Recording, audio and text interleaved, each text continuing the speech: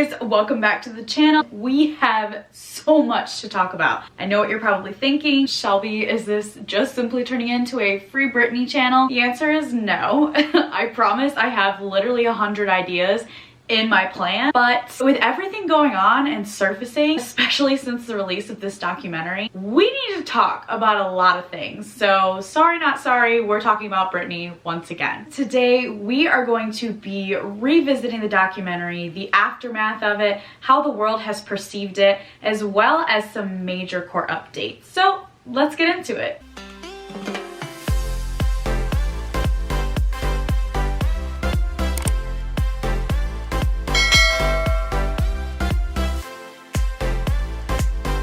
First, I want to go back and address my initial review of Framing Britney Spears that I posted a week ago just after it aired. And I was talking to some of you guys in the comments, and after I was reflecting on my notes myself and more things were coming to the surface, I did realize that there was one big thing I didn't mention in my video and they didn't mention in the documentary, and that is Lou Taylor. For those of you who don't know, that was Britney's longtime business manager. You can hear more about her in some of my former videos or my Britney resources down below. Like Sloan, he has a great in-depth deep dive about Lou Taylor. But she was basically, according to court documents, the reason that Britney is in this conservatorship, the mastermind behind it, and has also tried to get other celebrities into conservatorships like Courtney Love and Lindsay Lohan. So, I was kind of surprised, just like you guys, that they did not talk about her. Other than that, I still, to my core, believe that it was a great documentary. I know in listening to some of your comments that you left on my video and also watching other Free Britney advocates, it wasn't necessarily something that was new to us who have been so invested in this for so long. But I think that the public really needed that surface level dive in to Free Britney to start getting behind it and understanding that it's more than just a conspiracy theory. This is real life and something that is actually affecting, oh, I almost said a young woman. She's 39. I know some people were disappointed because they only thought that it went so deep and that they included some things that were unnecessary. But looking back in my eyes, I think almost everything that they put in was really relevant, especially if someone is new to the Free Britney movement. Even when it comes to the paparazzi guy, which we all agree, sorry Dan, we're not a fan. I think it just goes to show how twisted the paparazzi's thinking was then and still now. Even her relationship with Justin, I know things like that seemed like, why is that relevant? Why are we still pushing this narrative? We all know that they were an iconic couple at the time. I think to really lay the foundation of how she got to where she is today, what things led to her getting into this mental breakdown.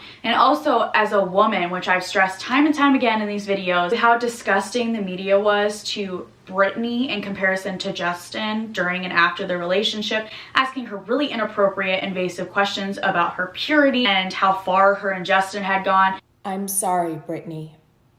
I'm apologizing to you today because I don't know if you'll ever get the apology you deserve from reporters who asked you inappropriate questions about your body or your virginity, from the media that held you to an impossible double standard, incomparable to your male peers or boyfriends, or from family members of yours who continue to make money from your conservatorship while you lose freedom. None of that was right, none of that was fair, and we all owe you an apology, and you should know that. Especially the paparazzi who put you in triggering situations and turned around and sold those images so other people could call you crazy. You endured troubles that would break most of us. And yet you continue to entertain us and bring us joy. We don't deserve you. It just goes to show that Justin got off super easy, was put on a pedestal for all the things that Britney was being torn down for. And we're going to get more into Justin in a moment because he and a lot of people have responded to this documentary, and wow, do I have thoughts, and a lot of social media has thoughts as well. But before we get more into the aftermath of this documentary, I want to bring up a really valid point that you guys pointed out to me. If you are following Britney on her social media, in particular her Instagram, we all know that it's not actually ran by Britney, and there's this really sad video, I'll see if I can find it and insert it here, where Britney makes a comment about, I've been hearing you guys are sending in, rather than I've been reading this in the comments. Like the way that she says it makes it very clear that she's not the one actually handling her phone, which is super, super sad.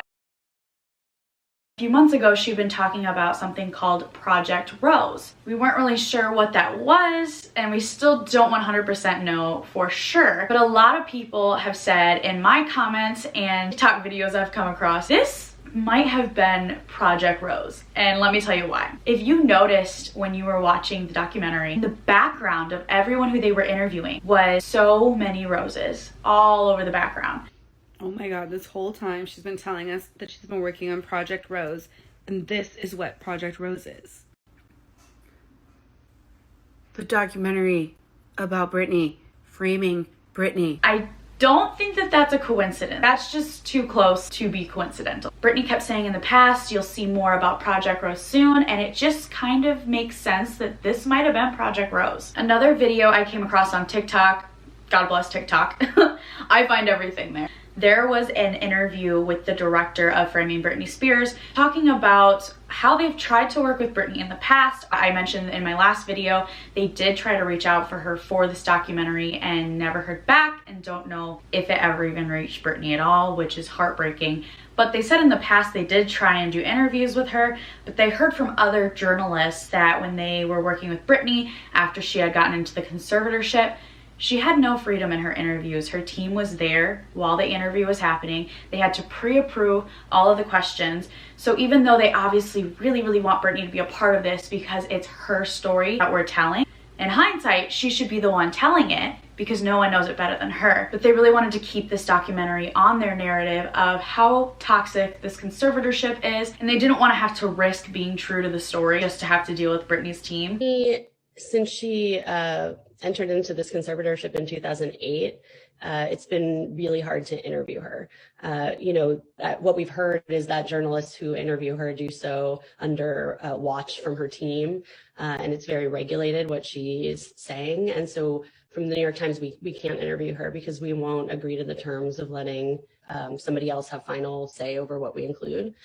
So Britney is, there's this kind of like cone of silence around her. She had this one of the most successful Las Vegas residencies of all time. She was bringing in millions of dollars. She's living this life of a busy pop star, as one of our reporters says in the piece, but we're told she's at risk constantly. And so that contradiction is what we wanted to explore. Why can Britney be a pop star, jumping through fire, performing, and also be told that she can't make basic decisions for herself or control her money? Like I said, a lot of us who are very involved and deep within this movement didn't feel like the documentary went as deep as some of us would like, or it wasn't a lot of new information. But in the past week alone, so many people have been standing up for Britney who are now understanding and backing the cause. And in my opinion, even if it didn't quench that thirst that us in the Free Britney movement had to learn more, or even like on Lou Taylor, I think that it did its job, and that is getting the story out there that this is toxic, this is happening, and Britney needs help. I didn't fully understand the Free Britney movement until I watched this documentary, which just came out. It's on Hulu. And now I am fully on board. Free Britney. What this woman went through it's really soul crushing. I don't see how anyone could have withstood the paparazzi 24/7, the misogyny, the over scrutinization, the sexualization, and not have had breakdowns. It is, now she has no agency because she's on this conservatorship, which I didn't understand before either, but she can't see people, have a phone, control her own money without the input of her team. So I think it really infantilizes her, and I think that it's a commentary on how society is not comfortable with a woman having their own power, money, independence, and agency. I think we as a society, you're right, Sarah, we have to look at why we treated a woman who was clearly in pain. And by the way, she was suffering from postpartum depression when she shaved her head and took a umbrella to a paparazzi car. Why we treat women like they're always crazy. Why women have no other option but we're insane maniacs. And we as a society have not treated Britney Spears right. We have done her dirty. And I think this is a moment in time for us to give her the support that she needs. And if she is in some kind of what looks like being held against her own will by her dad. And again, this is just speculation from what I saw from the documentary. We, as a society, have a right to do the right thing with Britney Spears right now. Just on Twitter alone, we have Sarah Jessica Parker, who tweeted hashtag Free Britney. Charlie Puth, who I love, says Britney Spears' music was my first exposure to pop music. Her impact was and is so profound, and it has always baffled me as to why people were so brutal to her when she was down. Amen. Couldn't agree more. Cher. Okay, I haven't seen this one until now. I'm on a thread. Cher tweeted, she worked hard, was the golden goose, made lots of dough, got sick, now she's the cash cow. Does anyone who's making money off of her being sick want her well? Question mark, exclamation point. Someone who doesn't want anything from her should look into her doctor and her med. Is it a duck? Question mark. So yeah, she's definitely questioning the whole conservatorship complex and the fact that all of us have been saying, and I'll say it in every video because it does not make sense. I've even heard attorneys. Emily D. Baker does amazing deep dives. I'll add her to my list of resources. I always put Free Britney resources, but Emily D. Baker is a lawyer and she has her own podcast and YouTube channel. And I've listened to her do Free Britney updates. She said the same thing all of us have said from a lawyer's perspective, that if this girl has dementia, which has never been backed up, but Jamie put that in the court documents at one point, how is she able to be a cash cow and work and remember all of these trivial things, going on tour, which she hasn't done in a couple years, but having these residencies, but she has dementia and she can't take care of herself? It doesn't make sense. It doesn't make sense. Andy Cohen said, good morning, have a great day, and hashtag Free Britney. Ellie Goulding shared a post on her Instagram story, and it says, Britney really paid the price for gaining success during a time when society was unwilling to speak about mental illness, female sexuality, and address the rampant misogyny within how we consume the media with regard to women and girls, and the glee that we take as a society in building someone up so they can eventually be torn down just for sport. Yes, another one that made me really happy because I love Paramore. Haley tweeted, the Framing Britney Spears doc, holy F. No artist today would have to endure the literal, oh my gosh, Shelby, the literal torture that the media and society and utter misogynists inflicted upon her. The mental health awareness conversation culturally could never be where it is without the awful price she paid. And that's absolutely true. Obviously, there's like dozens more, but you get the gist. A lot of celebrities were speaking out, which is great because in the past there have not been very many vocal celebrities that I've been aware of, or people who have even been kind of asked about it but brush it off and say it's none of their business, which I get, but at the same time it's like, how can you not see how toxic this is? But the music industry as a whole probably has a lot of toxicity I'm not even aware of. So anyway, okay, so when I was talking about her boyfriend Sam, holy shnikey, oh my gosh. So there's an actual TMZ video, and I don't know if I can show it because I'll probably get a copyright strike, but I will read exactly what he put on his Instagram story after the documentary aired. Now, it's important for people to understand that I have zero respect for someone trying to control our relationship and constantly throwing obstacles our way. In my opinion, Jamie is a total D.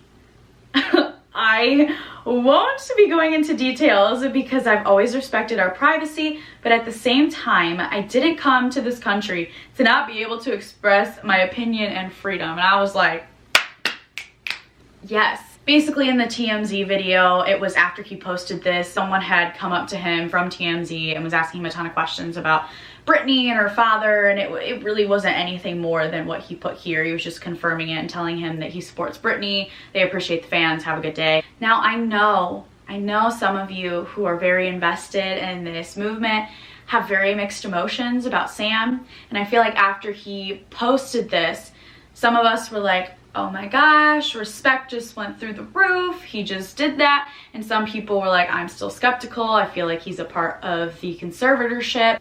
And unfortunately, I have no proof for that. There are people who have lots of theories, but it's hard to tell because yes, there have been things I've seen that have been posted to her Instagram that seem very suspicious, like him supposedly telling her to smile at the camera or them posing weirdly together. But then part of me thinks, okay, well, if she's in this super, super toxic conservatorship and she has no control over her life, maybe he was just trying to, you know, be respectful, follow the rules, try and be there for Britney. And now that the world is starting to speak up for her as a whole, he feels like he, you know, is in this place after 5 years of being with Britney where he can say enough's enough. I don't know. Yes, I get we would have wanted this a lot sooner, but I'm also, if he genuinely means what he said, I'm happy he stuck up for his woman. I don't know. I want to hope and pray in my heart that Britney has one person in her life, and obviously she has all the fans, but I mean personally, that she can trust and confide in, and I would really hope that would be her boyfriend of 5 years. So a lot of these resources are either from Britney's gram or Britney hiatus. So this one just came to light right when I was trying to put together my resources for this video. News to me, Britney Spears' former assistant, Allie Sims, and also it looks like it's her cousin, is speaking out after watching the Framing Spears documentary. She said that she feels, quote, a lot of guilt for cutting contact after being threatened by her dad. He 100% was threatening me with my life, she said. This is crazy. But with all of the information we have, I can't say that I'm surprised. It goes further and says, Allie has not spoken to her cousin, Britney Spears, since she said Spears' father threatened her over a decade ago. In January of 2008, as Jamie Spears sought control for his daughter's affairs, Sims said she received a call warning something would happen to her if she did not cease communicating with the pop icon. What? Speaking of family, in my last video addressing the documentary, right after I watched it, they tried to reach out to Britney's immediate family and all of her former business connections. They only got some interview clips from her brother, which were super strange. None of them actually interviewed for the documentary with the New York Times. So there was a virtual rally that went on last Thursday right before and during her court hearing, which I tried to get on. It was on Zoom, and apparently Zoom only lets you have 1,000 people, so I found that out the hard way. But Jamie Lynn, and I don't follow her, this is from Silent302A, another Free Britney Instagram account. They screenshotted Jamie Lynn's story and posted it to their account, and she said, a few media outlets ran a false story about me attending a virtual rally yesterday. In fact, someone represented themselves as me without my knowledge. I love my sister very much, but I was not aware of the rally, nor was I in attendance for a virtual rally. If someone's trying to impersonate you, that might be a little like, hey, that's weird. But as her sister, I just think it's weird that she's pushing this narrative so harshly that, no, I wasn't there, I had nothing to do with it. Again, probably to appease her super controlling father. If it was my sister, I would be saying free Britney. Grew up watching Zoe 101, so it's kind of disappointing that she doesn't really seem to be a loyal family member. But another apology that came after the release was from Glamour magazine. They said, we're sorry, Britney. We are all to blame for what happened to Britney Spears. We may have not have caused her downfall, but we funded it. And we can try to make up for that. Link in our bio to read more about the new documentary on the Free Britney movement. And they actually wrote this entire article just talking about the culture back then, what's changed, what we need to do as a society, and apologizing themselves. Here's the apology that really shook the world. And you guys can tell me if you think that this one is as legitimate. This one is from none other than her ex-boyfriend, Mr. Justin Timberlake. People were rightfully angry after they saw the documentary because a lot of people really didn't understand what the media did to the two of them and their relationship and how they treated Britney in comparison to Justin. And the fact that Justin ran with that, I don't want to say he made a name for himself because he was already an NSYNC, but he definitely played off of that media coverage and Britney's downfall to thrive into his solo career. So he issued an apology. I will insert it, so if you want to read the whole thing, but he basically talks about the fact that he's been flooded with messages, tags, and he understands, supposedly, that he's overdue for an apology. He apologizes to both Britney and Janet. In a nutshell, he was apologizing and saying he needs to do better. Most people were not having this apology. It was kind of, you know, too little too late, which, yeah, I do kind of find it poor timing that it took, what, 20 years and a documentary that exposed his behavior to get him to respond. So to me, it feels very fake and poor taste, more of like a PR move. Another person people are really pushing for an apology from is Miss Diane Sawyer. I have clips for it in some of my old Free Britney videos, and they place it in the documentary. You can go watch it for yourself. But it's a really disgusting interview that, especially a woman, was so sexist and rude to Britney, and to just ridicule her about stuff that's none of our business. Her body is none of our business. I think it would be nice if she issued an apology, but will we get it? I don't know. I also thought it was funny that a lot of people on TikTok were saying that Chris Crocker deserves justice. If you don't know who Chris Crocker is, he is the one who had that famous video back in 2007 crying on camera saying, "Leave Britney alone." For a while, it was a joke, it was a meme. There were people on TikTok who are my age or a little bit older saying, "Hey, remember the Chris Crocker guy that we all thought was crazy?" Well, he was onto something way before the rest of us. Like, we owe not only Britney an apology, but we owe Chris Crocker an apology. Now that we have seen the response to framing Britney Spears, let's dive into the court case that just happened Thursday, February 11th. In a nutshell, the court overruled Jamie's objectification to Britney bringing in Bessemer Trust to be a co-conservator over her estate. I'm on Britney's gram on Twitter, and they actually were doing a live breakdown Twitter feed. So I'm going to read through what they were tweeting the day of. Doreen, which if you remember, we talked about her after the documentary. She was interviewed as a lawyer for the documentary, and then she began working for James Spears after. So her interview was super sketch, did not care for her. She's like totally for the conservatorship and was making it seem like it's Britney's fault. But anyway, Doreen now trying to claim Britney asked to have Jamie as a sole conservator when Wallet left.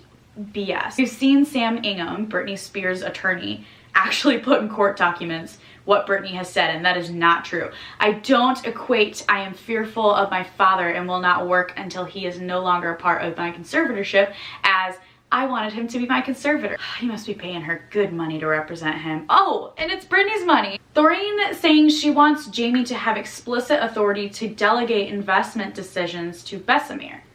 Doreen arguing that Bessemer should have equal powers, but Jamie should still have the power vested to him when Wallet left. And then they said, here's Ingham. Okay, it's weird. The feed stops there when it goes to say Ingham's response, but I'm assuming that his response was along the lines of what I just said, that's, you know, absolutely crazy. But the court did overrule the objections. So no, Jamie Spears is not out of the equation completely yet, but now his power is being split with someone who does have Britney's best interest, it seems right now, in their heart. I think that the goal long term is to, you know, get it to the point where Jamie is starting to lose his power. They get rid of him from the conservatorship, and then they get rid of the conservatorship altogether. We still have more court dates coming up. I believe Sloan said in his last video that they're scheduled in March, April, I think maybe later this year, and then one in 2022. So it's not going away anytime soon, but we are making steps in the right direction. Speaking of court cases, next month, March 17th, the day after my birthday, hey, I'll be 24. They are apparently, I could not find this online. Other Free Britney resources were sharing this. Apparently on March 17th, they are going to be taking Lou Taylor to court over her discrepancies in handling Britney's finances. If you go dig deep into it or watch any of Sloan's deep dives, you will see that there is a lot of inconsistencies, theories, allegations that Lou Taylor was funneling money, Britney's money, in ways that she should not have been. Britney's net worth is much lower than it really should be because of the way that they were handling her money. I am definitely excited to see how that plays out. I really hope Lou gets a wake-up call. It's just unacceptable to do something like this to someone and to profit off of their hard work and their misery. I also wanted to share this comment. Someone commented below the picture that was posted about the Lou Taylor court date, and they said, "God, if this was an in-person court hearing, I'd be packing and heading to LA for this one." Oh, I agree. We were in the middle of a pandemic and it was in person. They'd have to put it in an arena because there'd be so many of us that would be outside with our signs waiting to see what happens. Britney might not be free, but we are making steps. Unfortunately, this battle isn't going to be done overnight, but I really think that as long as we continue to speak up, we continue to keep fighting for Britney and this cause, eventually there will be a day where she is no longer in the conservatorship. I I hope and pray for that every day for her. It's not fair, it's unjust, and something has to be done about it. I also think that without the people who were initially outspoken about Free Britney, I don't think the New York Times would have ever caught on and done this documentary that blew up and shook the world, because life is so short. It's so short. And to think that she has been locked away for 13 years under the conservatorship of her father and other people who don't have her best interest. She's lost out on so many opportunities to just live life while she still has it. Time is something that we can't get back. And it just breaks my heart that she's had to give away 13 years of her precious time. Thank you guys so much for watching this video. If you'd like to know more, I will link Free Britney resources below and my other Free Britney resources here. So if you don't want to miss any Free Britney updates, be sure to subscribe to the channel. Bye guys.